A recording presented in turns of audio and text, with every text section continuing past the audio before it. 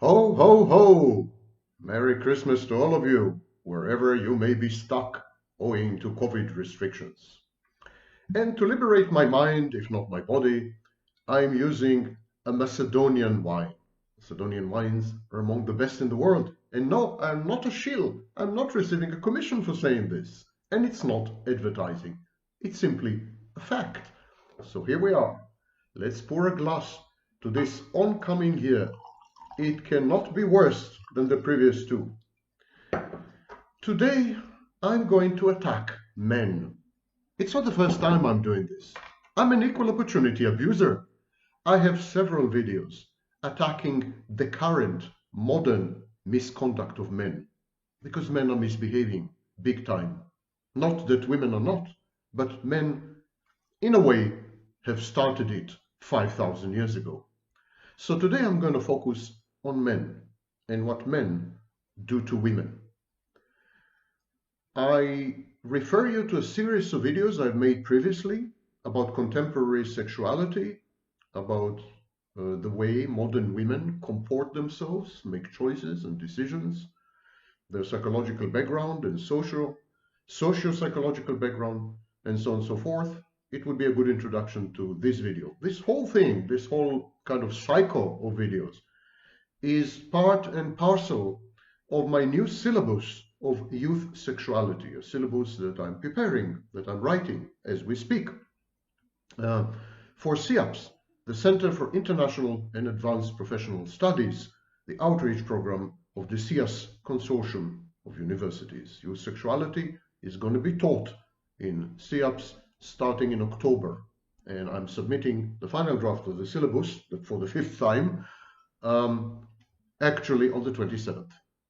So this is the final video in the cycle, and I hope this way I'm going to wrap up the topic and revert to my old abode: narcissism, psychopathy, borderline, and other wonderful manifestations of the human spirit. Okay, Shoshanim, let's start with facts. In aggregate, women are now earning more than men. Yes, it's a fact. Women make more money than men. Actually, about 2 in every 5 providers are now men. Primary breadwinners are now women. So 40% of primary breadwinners are now women. Their men stay at home. They are house husbands or housemen. They take care of the kids. They clean the house. They throw the garbage. There's been a reversal in this sense, and it's ongoing. Women now are earning more than men because they are way more educated. Anywhere between 60 and 70% of college graduates are actually women. And the best predictor of lifelong income is education.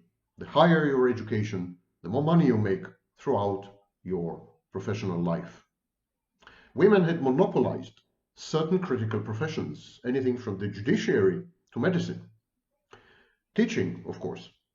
And women today prefer their careers to any men for much longer than before. Women marry much, much later, 32 years of age in the United Kingdom, 28 years of age in the United States. That's something like 10 years, about 10 years later than just 20 years ago. So women are postponing marriage and postponing committed relationships. Actually, marriage is in the minority nowadays.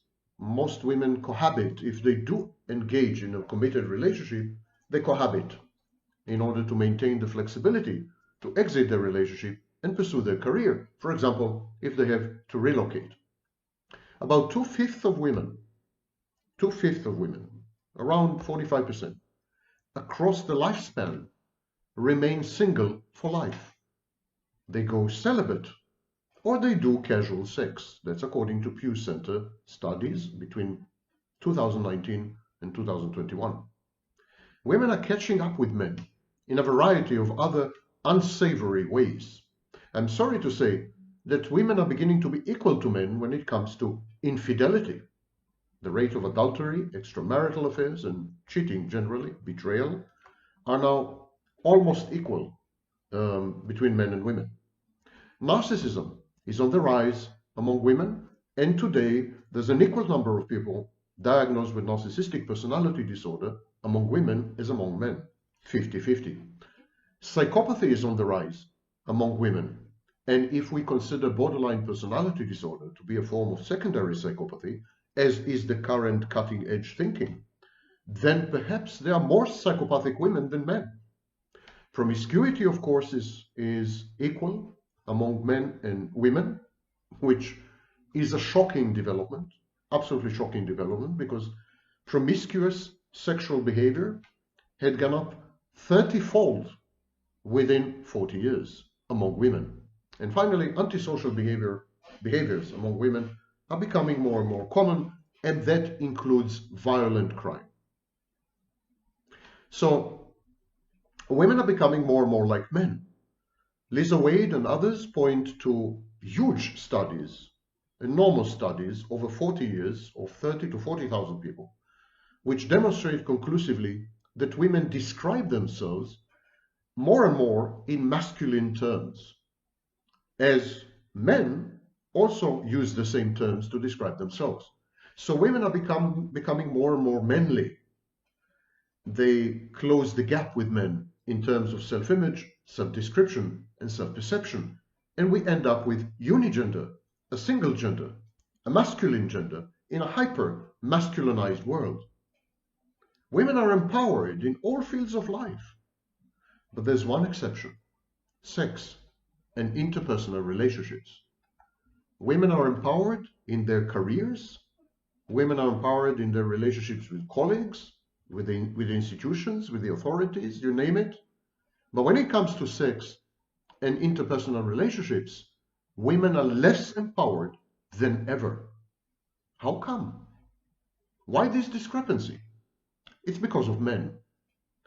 To attract men and to keep men, women still self-objectify. Actually, they self-objectify much more than their great-grandmothers. Self-objectification started more or less in the 1920s, when makeup became very common. Yes, there was no makeup before 1920, believe it or not. Makeup is a new invention. So women started to self-objectify, to doll up, to become object of sexual desires, to transition from being sexual to being sexy, to use Paris Hilton's famous adage. So women became sexy rather than sexual. This started in the 1920s, but it had reached a crescendo recently. Women self-objectify like never before. They groom, they titivate themselves, they wear skimpy clothing, they go under the knife. Plastic and cosmetic surgery had absolutely supernovaed, and women succumb to the most degrading sexual demands of men, even total strangers in hookups or in group sex. And group sex, like threesomes, is becoming more and more common, as do open relationships, a license to cheat. Sex and intimacy are men's Alamo. Remember the Alamo. Sex and intimacy are the last stand of men in an ever-shrinking enclave of virility and erstwhile dominance. It's a vengeful throwback. Men regard sex and intimate relationships as the last place on earth where they could still be men, masculine, dominant, in control, and dictate. Now, some may say this is toxic masculinity, but it is traditional masculinity in large measure. It's become toxic because of the siege mentality of men. Men now exaggerate and caricature waning chauvinistic machoism as a way to punish uppity women for their inexorable ascendance. They want to put women in their place, reduce women to size. And how can men do that? How can you contain a woman?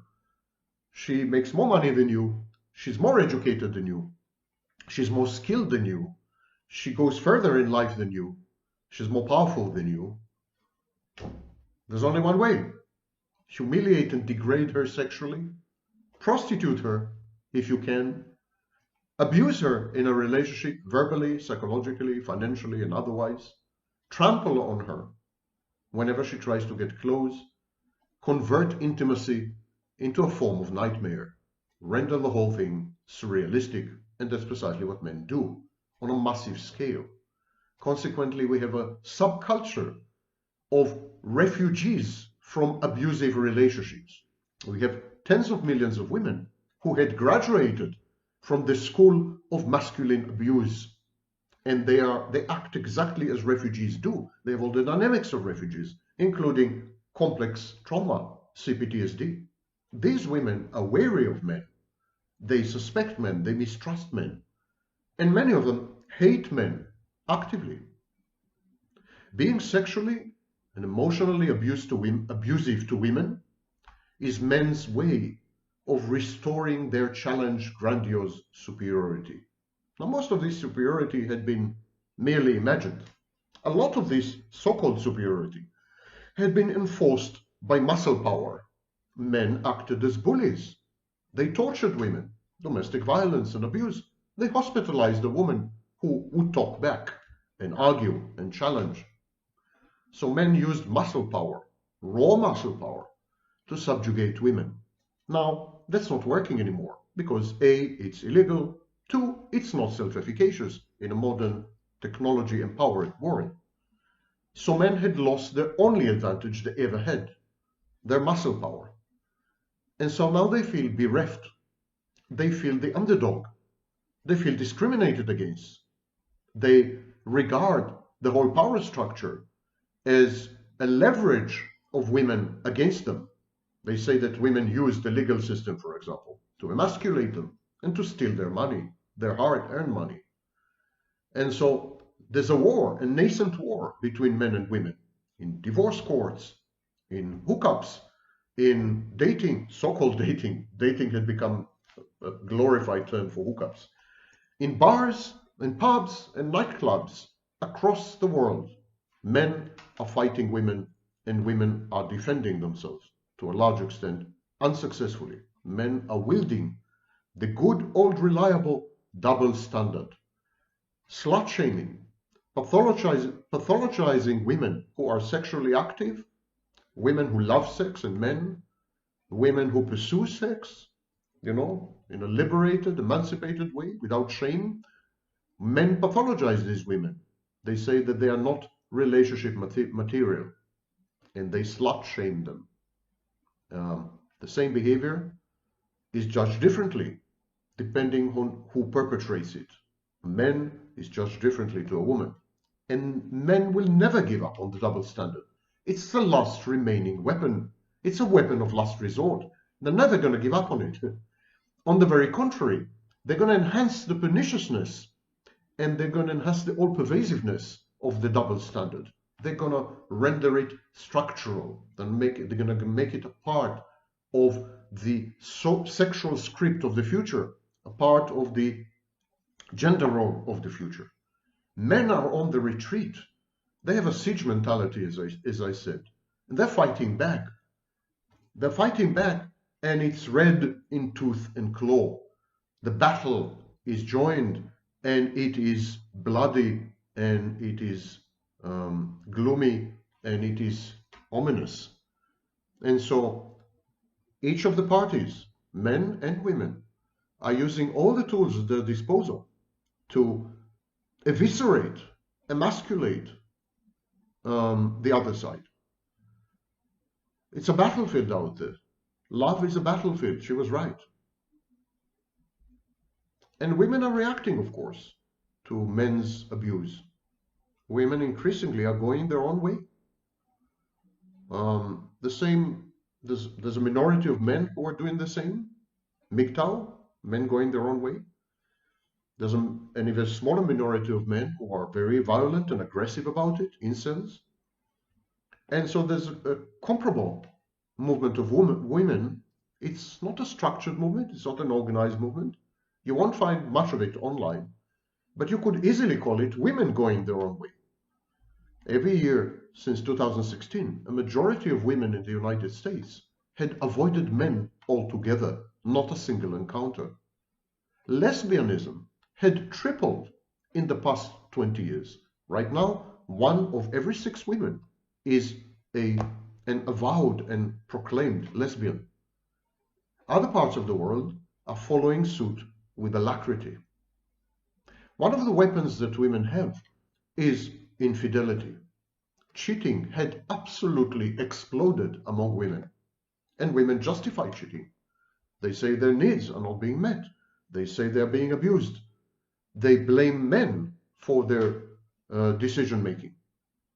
They blame men for their utterly non-normative and immoral behavior, because cheating is immoral. Now, men have been doing the same for centuries.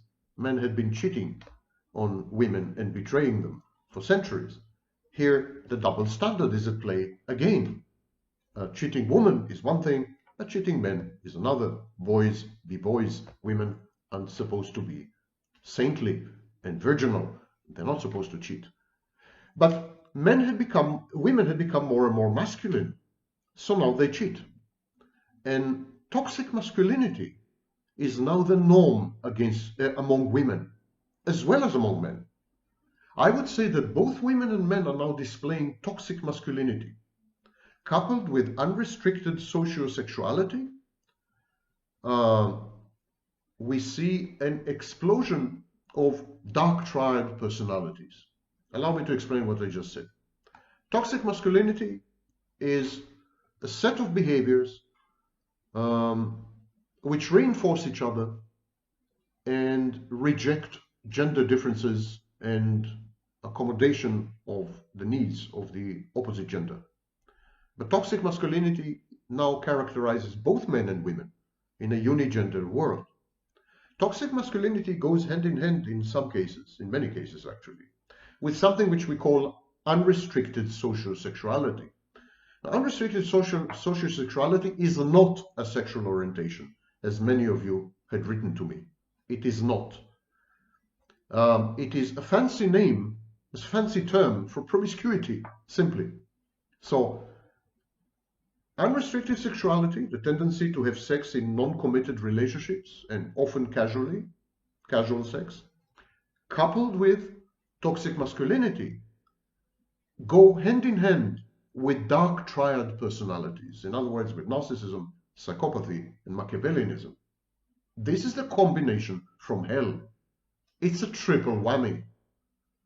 Surprisingly though, this unsavory mix, toxic masculinity, promiscuity, dark triad personality, this unsavory mix does not always automatically translate into infidelity. If the intimate partner is boundaried and committed to the relationship, the risk of infidelity is no higher than average. So why is infidelity exploding? Because people are not committed in their relationships. And why are people not committed in their relationships? Because, one, they don't want to commit or to invest. Men get sex, no strings attached sex, so why would they commit or invest? You know, you got the milk, why buy the cow? So men have an inbuilt incentive. The incentive structure of current sexual scripts and mores is such that men don't want to commit or to invest because they're getting everything they want, sex, no strings attached, free of cost, anywhere, online or offline. Women, on the other hand, do not want to commit because they are invested in their cherished careers, and then later on they lack the skills to maintain intimacy and to have meaningful sex with men, and they are also exposed to men's abusive ways as a way to restore the sense of masculinity and virility. So put all of this together, commitment to career, abuse in relationships, and lack of ability or lack of knowledge or lack of skills on how to have meaningful emotional sex and how to maintain intimacy, and it renders women equally non-committal. So men don't want to commit, women don't want to commit, there's no commitment in relationships. The lack of commitment in intimate relationships nowadays is considered the main reason for infidelity. And it is the first time in human history where men actually are more committed than women. Men, for the first time, starting in 2019, men are the ones who want deep, romantic, intimate, long-term relationships. And they want these relationships more than women do. Women are the ones who are rejecting men, not the other way around. The first time in human history, both genders are equally invested, women a little more than men, in not having committed relationships. And this, of course, gives rise to infidelity. Additionally, if sex is meaningless, if sex is emotionless, then sex doesn't matter. It's like, having dinner with someone. So, because sex doesn't matter, because of this permissive attitude to sex, cheating is perceived, infidelity is perceived as nothing special, nothing meaningful. And so why make a fuss about it? Why make a big deal about it? It happens, I was drunk, this, that. And so I cheated on you, but it's just an incident. Don't take it so badly, So infidelity is more and more accepted socially and more accepted individually within relationships. Plus, between you and me, infidelity is great because it allows the partners to not invest in the relationship, to not commit in the relationship, and to blame the other. I am not committed to the relationship, I'm not investing in a relationship, and I'm being abusive to you because you had cheated on me. Cheating is a great way to legitimize abuse within relationships. Both parties engage rampantly, celebrate this newfound excuses and freedom to abuse each other. The problem is that few people bearing this psychological profile are boundaried, and even fewer people with this psychological profile are able to commit within relationships. They have what we call insecure attachment styles. So when we have someone with toxic masculinity, which today characterizes men and women, and someone who engages in substance abuse, and someone who is socio-sexually permissive or unrestricted, in other words, promiscuous, and finally someone who is a bit psychopathic, a bit narcissistic, a bit Machiavellian. When we have this time bomb put together, it bodes ill for the capacity to have long-term relationships or for their longevity once they are embarked upon. And so now these things these parameters, these dimensions, these traits or characteristics are so widespread that we could easily say that the majority of population, one way or another, has some of them, and a sizable minority have all of them. So these kind of people, they tend to bail out, they tend to cheat with the first sign of serious difficulties in the relationship. And accustomed to meaningless and unemotional sex, these people hold a more permissive and dismissive view of extramarital casual sexual encounters. They dismiss them. Consequently, the phenomenon of serial cheating is substantially on the rise. People don't cheat once anymore. They make it a life habit. I can't emphasize enough how important it is to get fully informed regarding the relationship and sexual histories of a potential intimate partner. Whenever you come across someone and you consider the possibility of having a relationship with them, ask and ask again. Yes, interrogate them. Interrogate them about their relationship and sexual history. Why? Because past misbehavior is an infallible predictor of future misbehavior. Period. Don't let anyone tell you otherwise. It's nonsense. That's precisely why in psychology we study people's past. The only way to get to know people is to get really, really acquainted to the minutest details with their past, or you would be in for some very nasty surprises. So this is where we stand. Women are on the ascendance. Men are reacting by abusing them and degrading them sexually. The incidence of infidelity is increasing, as does the incidence of celibacy. People are opting out by changing sexual orientation. More and more women are becoming lesbian. I think same-sex among men is also increasing, although more stealthily. It's less reported, owing to stigma and so on.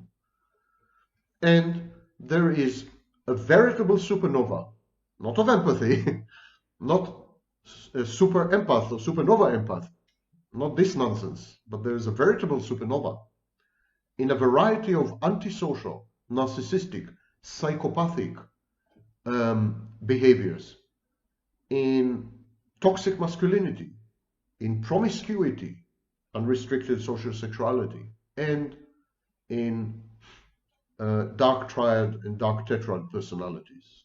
This is the perfect storm. Men had been abusing women for millennia and killing women for millennia. Men had also been protecting women for millennia and facilitating women's survival for millennia. Women, on the other hand, are taking matters into their own hands now, as they should, and so they should. Women are becoming independent, autonomous, self-efficacious, and agentic. Good for them. But in this process, women had adopted male role models, wrong male role models. Bullies, narcissists, and psychopaths. Everyone is becoming more narcissistic and more psychopathic. We are living in a society where men and women are becoming indistinguishable except through their genitalia. And this is extremely bad news for the human species.